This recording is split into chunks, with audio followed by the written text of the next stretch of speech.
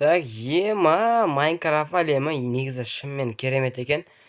Так, ема мен бұрын Майнкрафт ойнағам, иә білем. Майнкрафтты толық білем десем де болады. Бұрын Майнкрафт түсіргем. В общем, маған қазір қызық болып жатқан Майнкрафт қандай версиялар шығып кеткен екен. В общем, мен ойнаған кезде 1.20 бар еді. Енді қанша шықты?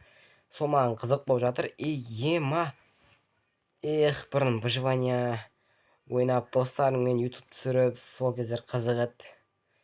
Қазір енді актив жоқ. Ол бұрынғы түсірген достарым қазір жоқ енді. Бар шығар енді кім?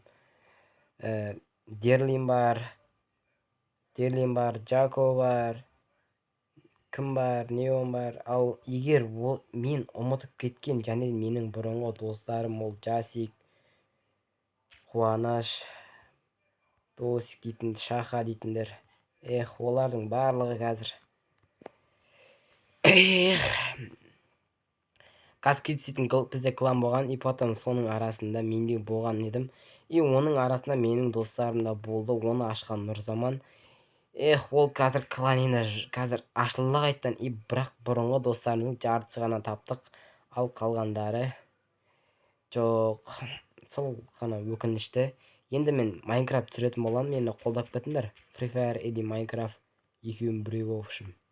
Сендермен болған мен Нұрчау, ал ендеше дау ете.